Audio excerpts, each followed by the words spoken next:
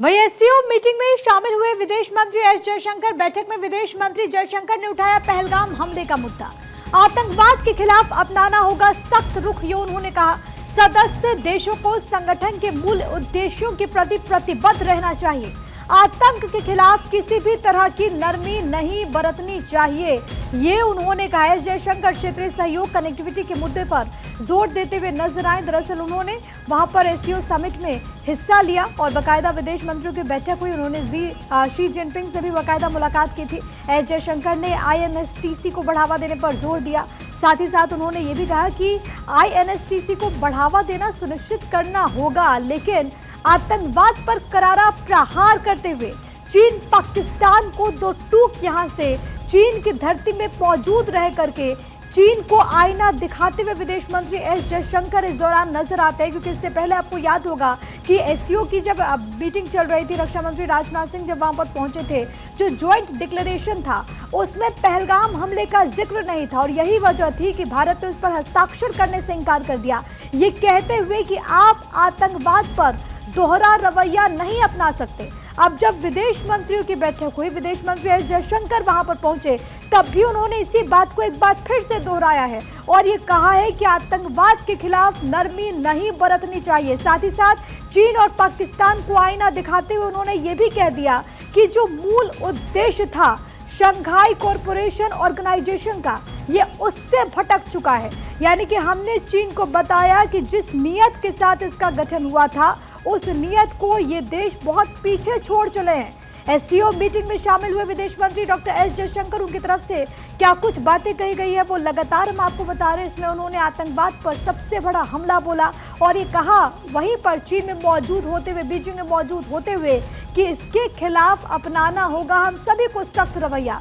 सदस्य देशों को संगठन के मूल्य उद्देश्यों के प्रति प्रतिबद्ध रहना चाहिए। यानी कि संगठन का जो मूल उद्देश्य है उसके प्रति हर किसी की अपनी जिम्मेदारी होती है, लेकिन ये जो देश है, चीन जैसा जो देश है, वो इस जिम्मेदारी से कहीं ना कहीं भाग रहा है, लेकिन वो भाग नहीं सकता। ये भारत ने चीन को एक बार फिर से आईना दिखाया।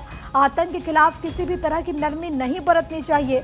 एस जयशंकर जब यहाँ पर पहुंचते हैं तो उन्होंने क्षेत्रीय सहयोग कनेक्टिविटी के मुद्दों पर ही जोर दिया है। हमारे साथ अदिति नागर, हमारी पॉलिटिकल एडिटर, इस वक्त कनेक्टेड है। अदिति, बीजिंग में मौजूद होकर के विदेश मंत्री डॉक्टर एस जयशंकर ने चीन को आईना दिखाते हुए कह दिया कि एससीओ के सदस्य देश इसके जो उसका मूल उद्देश्य था उसके प्रति प्रतिबद्ध होने चाहिए। आतंकवाद के खिलाफ दोहरा रवैया नहीं चलेगा। बिल्कुल, देखिए, आतंक के खिलाफ किसी भी तरह की नरमी नहीं बरतनी चाहिए, ये कहा गया। सदस्य देशों को संगठित और मूल्य उद्देश्यों के प्रतिबद्ध रहना चाहिए, ये भी साफ कर दिया।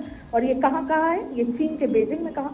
जयशंकर क्षेत्रीय सहयोग और कनेक्टिविटी के मुद्दे पर जोर दे रहे थे और जयशंकर ने INSTC को बढ़ावा देने के लिए भी जोर दिया और सुनिश्चित किया कि किस तरीके से बढ़ावा देना होगा। अब आपको बता दें कि अगर प्रमुख बिंदु और संबोधन विवरण क्या रहा। पहलगाम हमले पर मुद्दा उठाया, ये सबसे महत्वपूर्ण है।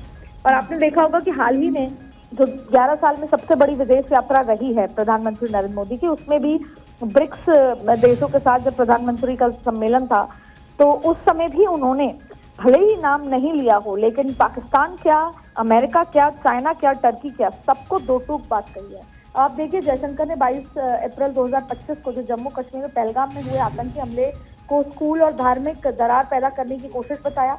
उन्होंने कहना था कि यह हमला जम्मू कश्मीर के पर्यटन तंत्र को तहस नहस करने और धार्मिक विभाजन पैदा करने के लिए योजनाबद्ध तरीके से किया गया।